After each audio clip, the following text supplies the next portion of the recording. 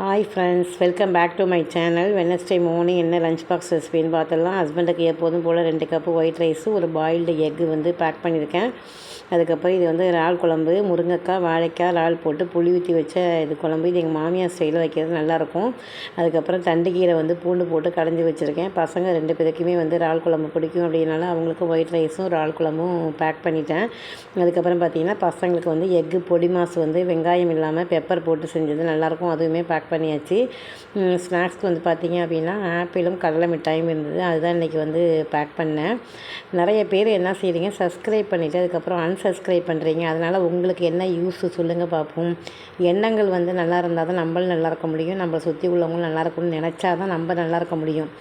ஒரே நாளில் வந்து 15 அன்சப்ஸ்கிரைப் பண்ணுறாங்க எனக்கு. அதனால் ஒன்றும் ப்ராப்ளம் இல்லை. நமக்கு நல்ல உள்ள படித்தவங்க வந்து சப்போர்ட் பண்ணுவாங்க. இதனால் உங்களுக்கு என்ன யூஸு, அந்த கொஷினுக்கு மட்டும் ஆன்சர் பண்ணுங்கள்.